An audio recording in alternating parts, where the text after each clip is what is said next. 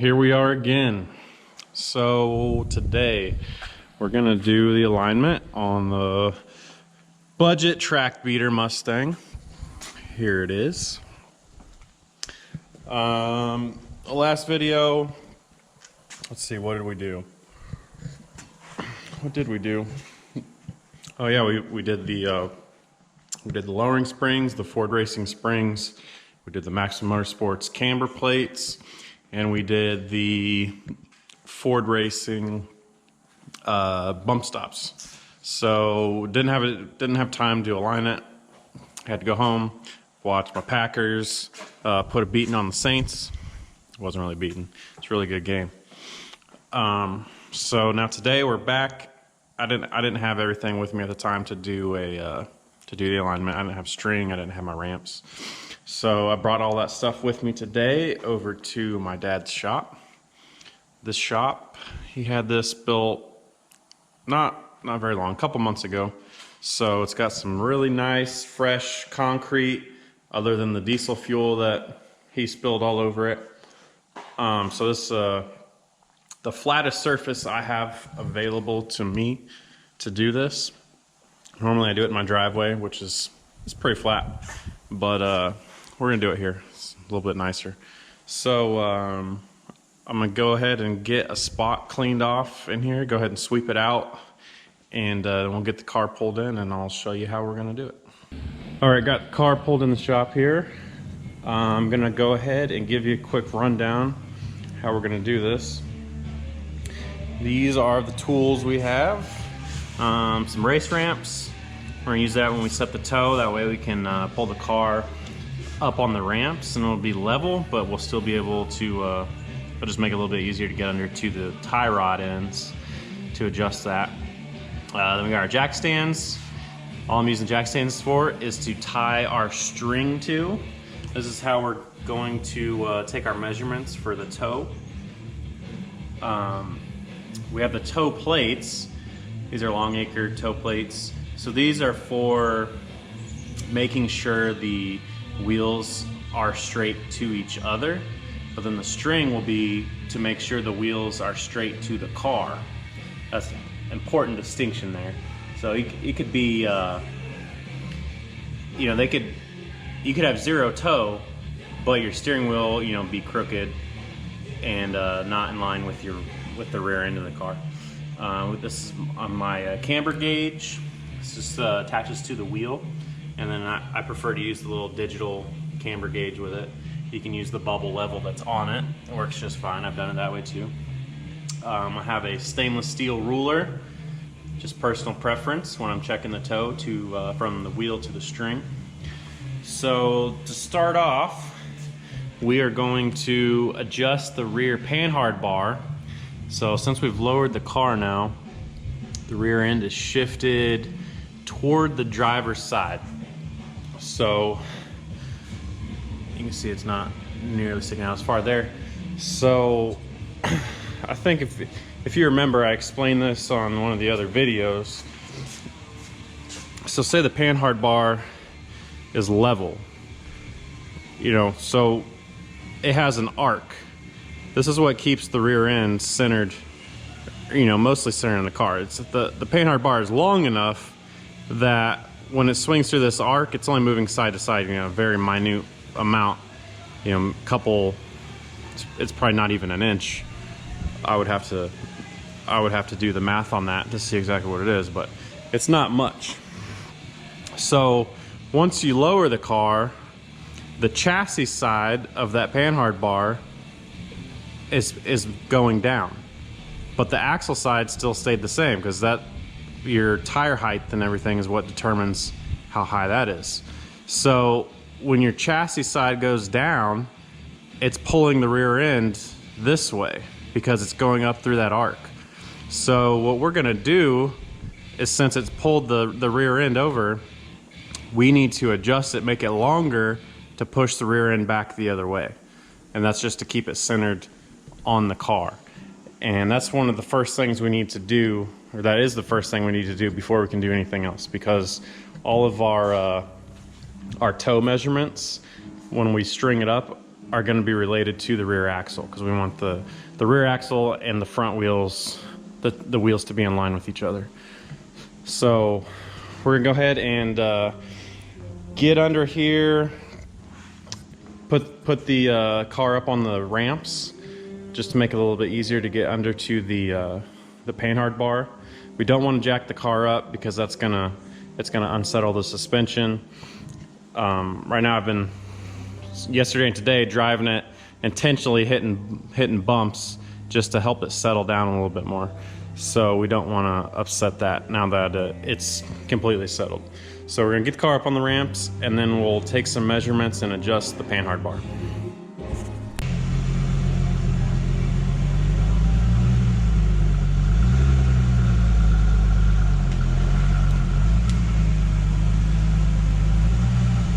All right, got the car on the ramps. Took a quick couple measurements, and so I'm getting that. I'm measuring from the outside.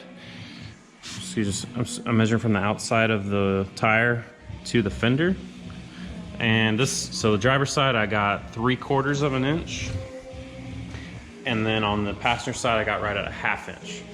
So split the difference between 1/2 and 1/4, or 1/2 and 3/4, and we need to push the rear axle toward the passenger side 1/8 of an inch. So that should correct that. So that's what that kind of confirms what I was saying, earlier, that it doesn't move very much with the panhard bar. So we dropped the car 1.5 inches, and it only moved the axle 1/4 inch through 1.5 inches of travel. So not a great amount. I mean, it's something, but if you went to like a Watts link, that the Watts link eliminates that side-to-side movement, completely. But that's a discussion for a different day. It has its positives and negatives as well. So we're gonna go ahead and get the panhard bar adjusted and remeasure.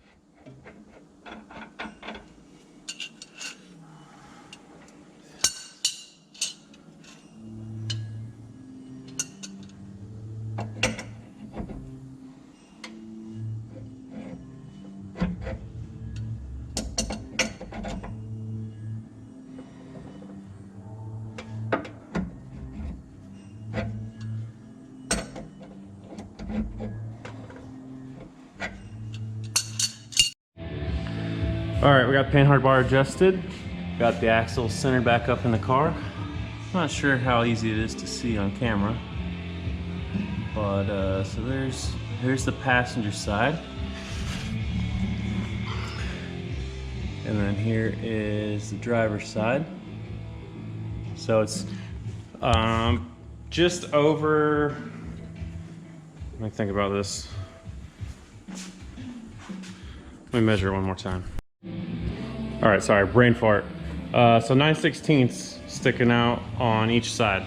Of course, that's gonna change with different wheels and different tires. So that measurement doesn't mean anything to anybody else. Important thing is that it's centered in the chassis. So we're gonna go ahead and get the car back off the ramps now, and we're gonna do the camber on the front before we do the toe. All right, so next on the list, we got the car back off the ramps. Now we're gonna do the front camber. One thing I didn't mention before, I forgot to say, before you do any of this, like very first thing, check all of your tire pressure. Make sure that your tires are all where you want them, or factory specs, whatever you're using, just make sure your tire pressure is good. So now we're gonna do the camber. What we're gonna do here, we use our little camber gauge.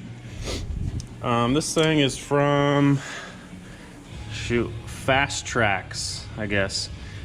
I've had this for a long time. I bought this, shoot, years ago.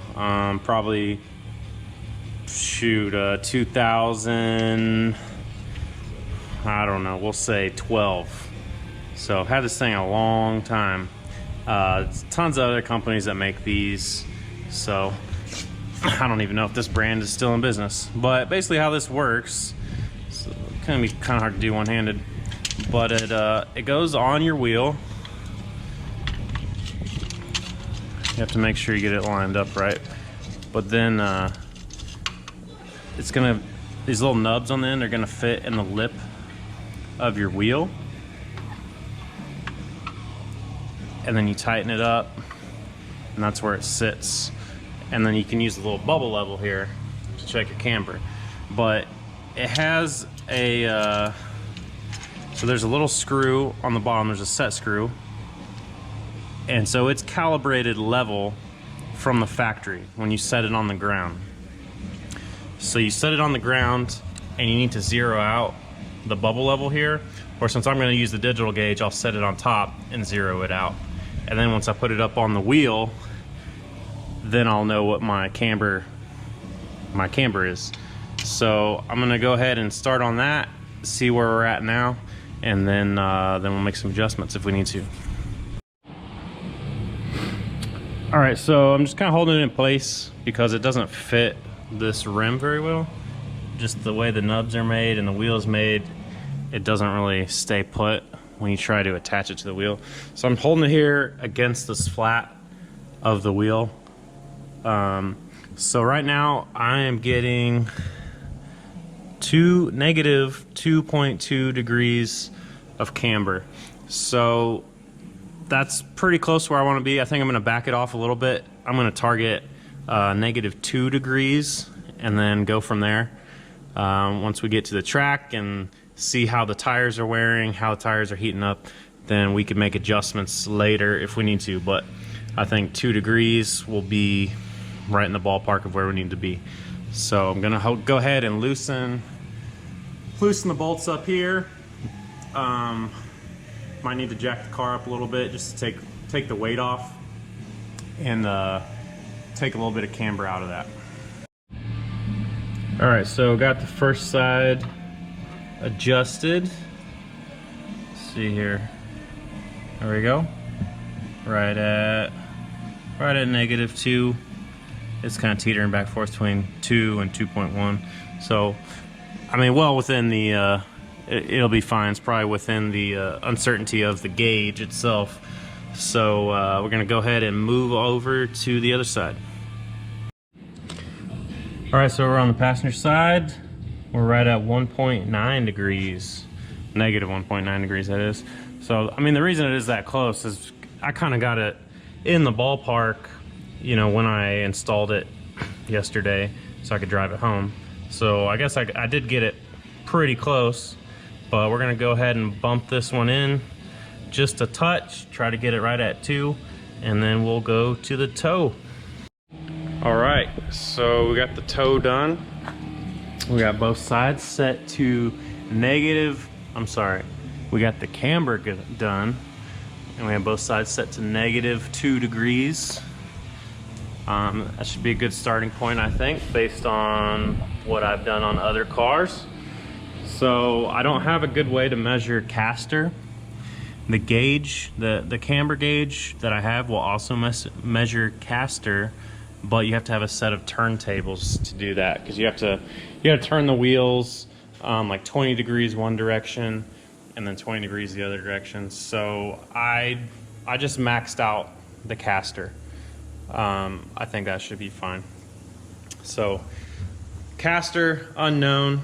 You could take it to a shop. I might take it to a shop, just have it checked at some point, but I think it'll be okay. So now we're gonna do the toe. So for the toe, We're gonna put it back on the ramps. Then we're gonna set up some string lines. The string lines are gonna go from the back of the car all the way to the front of the car, you know, about an inch away from the wheels. So what we're gonna do is set up the string to where it is lined up, to where it is parallel to the rear wheel. Then we are going to make sure our steering wheel is centered. And then we're gonna adjust the tie rods to set our toe to where we want it, but also to where it is square with the rear axle, so that everything is lined up. So I've done a lot of cars this way. This is how I do all my cars, all the race cars. So I've been doing this for a long time, no issues with it. In my opinion, just as good as you're gonna get at a random shop with a laser alignment machine. Now those machines are capable of probably maybe a little bit more accuracy, maybe not, depending who's running it. But your typical shop, like I've worked in a shop before doing alignments, and they're just trying to get it through there as fast as possible. Usually the tech makes 15 bucks off of an alignment, so he's not helping himself out by spending a lot of time on it. He adjusts it to get it in the green on the machine and kicks it out the door. So this method is likely better than you're going to get at your typical alignment shop. Now somebody who cares about what they're doing, yeah, they can hook you up, but you need to know somebody for that. So we're gonna get it back on the ramps. I think I'm gonna have to go get another battery for the GoPro, and then I'll show you how we're gonna do it. All right, so we got the string up. I can show you guys how we do this. So we got string tied between the two jack stands, roughly through the center of the wheel. You want it to be level from the front of the car to the back of the car. That way you're not, because the camber, if it's going downhill, the camber on the wheel is going to make it look different front to back when you measure to the string. So make sure it's level to the, try to go through the center of the wheel if possible. So what we want to do is we're adjusting the string to where it's parallel to the rear wheel. And this is why I like the ruler rather than a tape measure, because it doesn't have, the tape measure has a little deal on the end of it that slides in and out, and I think it could be inconsistent. So you're just going to measure from the wheel, not from the tire. You measure from the wheel to your string, right? So that one is say right at 7/8, and then up here same, right at 7/8. So the string is parallel to the rear axle, or I should say perpendicular to the rear axle, parallel to the rear wheel. So then we're going to come to the front, and you're going to measure the front, and you want to make sure your steering wheel is straight too. So steering wheel straight on this. I already checked it. So then you're going to measure from the back of the wheel. So we are at 15/16, and then come to the front, and we're at 1 inch. So 1/16 difference. So it's a 16th towed in, because we're farther from the string on the front. So that means the front wheels, or the front of the wheels, are closer together, making it towed in. So we're a 16th of an inch in on this side, and I'm gonna check the other side. So say this side was a 16th of an inch in also, that would be an 1/8 of an inch total. So we're probably gonna shoot for like a 16th of an inch in total. So, you know, it's gonna look like almost zero. It'll be 1/32 of an inch on each side, and then a 16th of an inch total. So that's what I'm shooting for. Might have to just drive it and see how it feels. I may go in more than that. Like I said before, this car, I'm pretty sure it's just these tires because it didn't have a problem before the tires. But these tires are, I think, about 5 years old, and they've been driven hard their whole life. So I'm sure they have like a few flat spots on them, and they just don't drive true. They like to wander around a lot and follow little imperfections in the road, and it'll kind of like pull you one way or the other. So if we tow it in, that'll help some of that. It'll want to drive straighter with more tow. So we're gonna shoot though for a 16th total and then just go from there. So I'm gonna get that adjusted, and then we'll be back in a second. All right, since I'm wanting to push the front of the wheel out, I need to turn the tie rod, you know, backwards. I need to lengthen it. So it's just a normal right hand thread. I already loosened the jam nut. So this doesn't take a whole lot. I mean, we're talking about 1/8 of an inch here. So I'm just gonna give it, there we go, probably half a turn, and then remeasure and see where we're at. I also want to go ahead and mention that since I don't have turn plates, what I mean by turn plates is it's literally a plate the wheel would sit on. It has bearings in it to let the wheel rotate, you know, very little resistance. Since I don't have those, you want to make sure that you recenter the steering wheel each time you make an adjustment, because it's going to push it one way or the other. Since the tires, you know, have some friction on them between the tire and the ramp or the ground. So what I like to do